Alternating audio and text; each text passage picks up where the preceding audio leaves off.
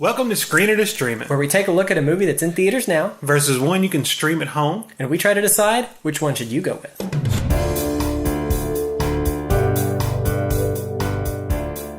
Today on Screen It or Stream It, we're talking Star Wars: The Last Jedi. So, pretty exciting. You know I'm always up for it if it's sci-fi, especially if it's Star Wars, I'm all in. So, this one, unlike most of the previous Star Wars movie, starts, I think, about 3 seconds after The Force Awakens ended. They've never really done that before. Usually, you assume some time has passed, but you're never sure how much. In this one, I kid you not, 3 seconds passed. So it picks up with the First Order is now taking over because they have crushed the Republic by destroying all the central planets, and the Resistance, Rebel Alliance, is fleeing their base from which they just launched the attack on Starkiller Base, which was destroyed in the last one. So if that spoils anything for you, shame on you. You should have watched that movie 2 years ago. Anyway, so it opens up with a big space battle, which is standard fare for Star Wars. You got bombers, that was pretty cool, but I mean, basically it's a star battle. So the Resistance flees, and the bad guys pursue. That's quite a huge chunk of the movie right there. Of course, on the other side of the galaxy somewhere, Rey finally gets to talk to Master Skywalker. Turns out he's not that excited to see her. Apparently he was actually trying to hide and stay away from everybody. That's why he went to a hard place to be found. And so basically, she's trying to convince him to come back and help the cause, and the Resistance are trying to survive while fleeing the bad guys, the First Order. I think that's pretty much it without getting into spoilers and stuff. Yeah, I was thinking about how we were going to talk about this, and yeah, that's the gist. I mean, it's kind of standard Star Wars movie: run from the bad guys, try to get more good guys to help. So that's kind of the gist. You know, Bill Cosby always said he thought his father was an idiot because he couldn't finish sentences, but then as he got older, he realized he just couldn't swear in front of the little kids. And I kind of feel like... And for us, it's the spoilers. Yeah, I have a feeling today is going to be... but I done that! Yeah, I don't want to... If you haven't seen it, I don't want to spoil it, because, nobody likes a spoiler. Anyway, so, we all went to see the movie. We got our average scores out. What do we got for... How are we going to rate this one? All right, we gave it 4 stars.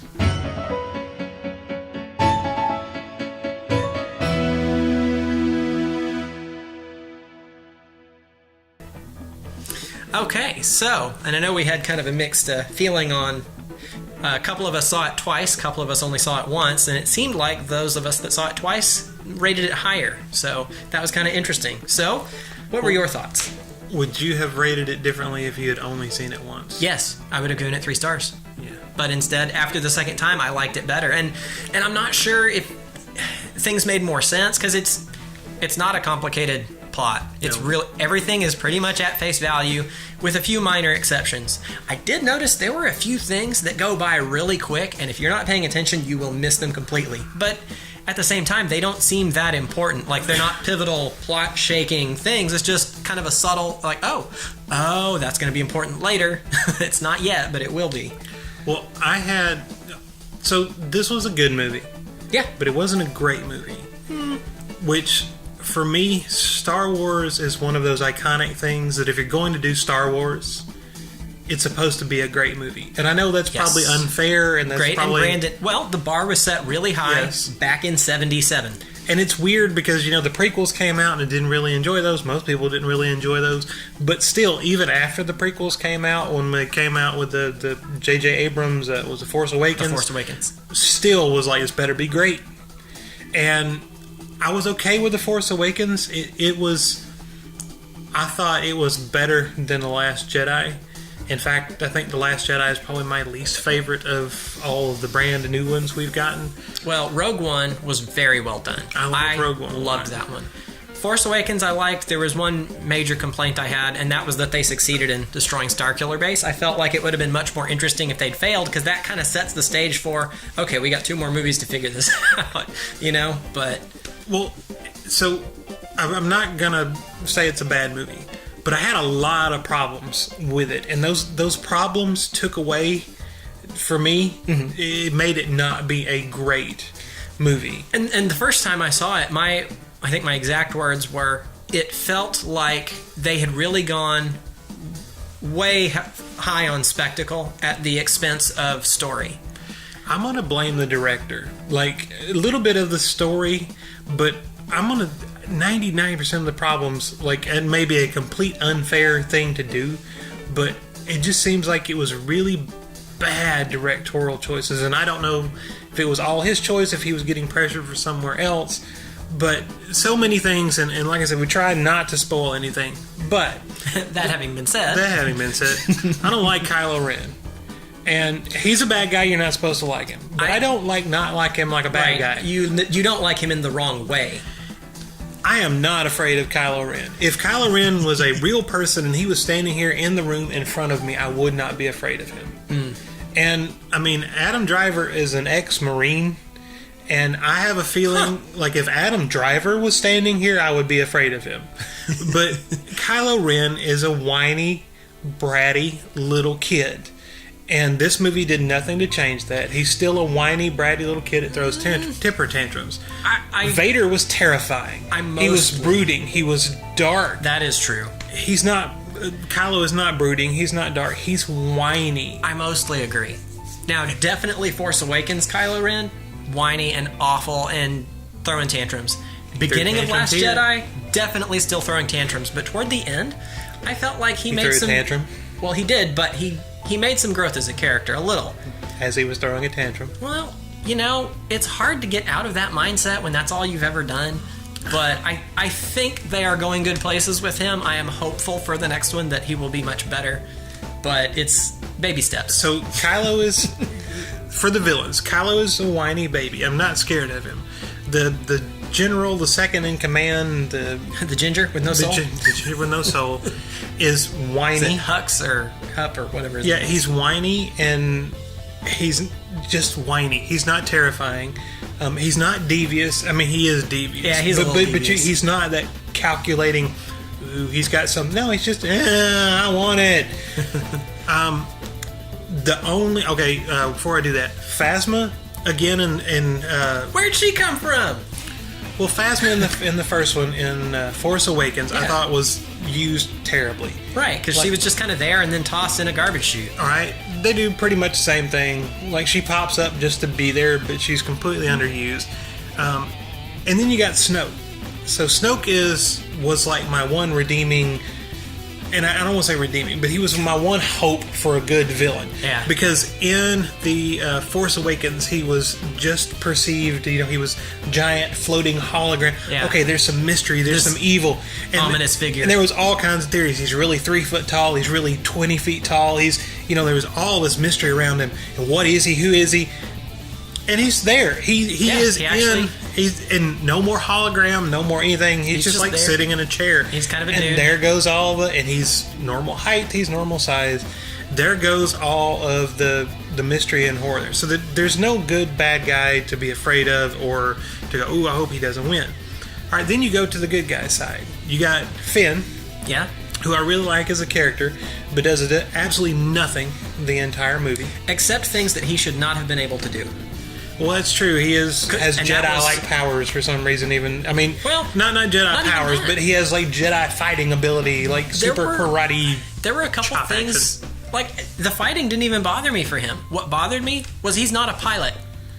It is very specifically and pointedly said in The Force Awakens he is not a pilot. That's why he couldn't escape by himself. He needed a pilot, Poe. Well, toward the end of the movie. Sorry, slight spoiler there. Very mild. They've got him flying a ship, like a little speeder thing. He's not a pilot. He should not be flying stuff. He needs to be in the base doing something else. And he goes off on this side mission, and then he comes back and he accomplishes nothing. Like, there was no point in it. The only thing it does serve to do is cause problems. Which, arguably, did the story need that? Did it not need that? All right, Rey, I like Rey. I love Rey. But they sent Rey off to find Luke Skywalker, and so they basically went, Rey, you go over there where nothing is happening and sit on this mountain with Luke. Yeah, pretty much. And we'll do all this stuff over here. So you've basically taken Rey out of the story. Luke Skywalker is a whiny, spoiled little brat throwing a tantrum the entire time. He and Kylo should be twin brothers. He did have a hard time of it, and he did have good reasons for why he was upset. But he is the last Jedi. He is supposed to be a Jedi Master. You think of all the other Jedi Masters we have seen. You think of, anyone. Name any one of them, and they're stoic. They're composed. They're 3 steps ahead in the thought process. And he's like, I don't want to go back. I came here to get away from you people. And it's just like, oh my God. And well, strictly speaking, he did have a crash course in Jedi, so they pretty much cripple Poe, and don't do anything. Just stand over there. They did. Like, they sat him in a corner for half the movie, seemed like. Like, you're grounded. Just, you sit there. And I could go on and name others, but they would be, like, horrible spoilers in there. Yeah, too. We don't want that. But everybody's misused. Or maybe not misused, but definitely not used to their full potential so that they were doing what they could have done to the best of their ability. Yeah. So the characters are out. The story is not that great of a story, and a lot of the things they do in the story make no sense whatsoever. Like, it furthers the plot, or it makes it so that, something happens that needs to happen for the story to continue. Some of it felt like it was just all over. Like, even synopsizing, I didn't say much, but break this down to its nuts and bolts. What is this, episode about? It's the same story we get in every Star Wars. It's kind of all over the place, and these guys are running here, these guys are running here, and I don't know. There was just not much happened for 2.5 hours of... Somehow, no matter how many times the Imperial Army gets defeated and gets beat and blown up and destroyed, they're always more powerful than the Rebels. Even though the Rebels win and win and win and win. That's what makes the Rebels special. And, alright, and really, and I know they're setting up the third movie. I'm sure they are. But this movie is pretty much a movie of the Rebels running away. They run away at minute 1, and they're pretty much running away the entire movie. And it's like, how do we run away? I didn't think much of that the first time I watched it, but the second time I realized that was one of the reasons I like it more now, because I already said my big complaint about Force Awakens was that they won and destroyed Starkiller Base and everything seemed kind of happy ending. But they actually gave me in this movie the ending I wanted from the first one, which was they lost their base, they're running for their lives and pretty much getting slaughtered, more or less. Not exactly, but pretty much getting beat the whole time. That was kind of the ending I wanted, and they finally gave me that, so I feel better now. But they don't have they don't have to win. Like, they don't have to have a great, grand victory. Sure. But at the same time, they are to be at least trying. Like I said, if this was a setup for a third movie, maybe in retrospect, when you come back and look at, they did a good job setting up. It'll make sense getting everything. But for a movie to go watch right now, and it's just nothing happened. One of the things that threw me, and it's, I think I understand it better now. Maybe, hopefully, Kylo Ren. I know you don't like him, and that's fine. I totally respect that, and I get it. He's still better than Jar Jar Binks. Anyway. Maybe they should be brothers. They are giving him screen time like one of the heroes, which is something I don't think they have done in Star Wars previously. Normally, the villains are there. Like Darth Vader, he got a good amount of screen time, but not near as much as Kylo Ren. I feel like he's getting equal to Rey and Poe and... Well, and I said in the first one, like right after Force Awakens came out, he should have never taken that helmet off. Yes. There's mystery with that helmet. There's fear with that helmet. There's dread with that helmet. And, 30 minutes... Because when Kylo Ren came out in Force Awakens, he was doing things I had never seen before. Yeah. And I was like, oh my God. Like, he's more powerful than anybody I've ever seen. Oh my Lord. Mm-hmm. And he took the helmet off. And he went to whining. And it was like, nope, done. Not scared of you anymore. Sorry. Don't care how powerful you are. And then you saying what you say with him getting more screen time. Horror movies, they always say the really scary thing in a horror movie is not what you see. It's what you don't see. What you don't see. Which, that makes sense why he's less scary, is because you're getting to know his motivations. I think. I could be wrong. I think where they're going with this is they're probably going to try and turn him into not a villain at some point. Just a total wild speculation on my part. I don't know. But that's the only reason I can think of for them to give him that much screen. Unless it's going to be some kind of tragedy. But we don't really love him, so I don't... If he was going to do that, if they're going to turn him or something like that, we still need a villain. Yes. Like, there needs to be somebody. And I thought that was going to be Snoke. I thought Snoke was going to be the guy behind the scenes pulling the string. And like I said, they neutered him. I mean, he basically come out, oh, hi guys, what are we doing today? Yeah, he didn't seem near as ominous as in the Force Awakens. And this is why I say I blame the director for the ills in this movie, because it's not terrifying. Like, a lot of choices were made poorly, and it feels like directorial choices. Characters used wrong, too much screen time for, just bad choices. It's not a bad movie. Those are my gripes. Yeah.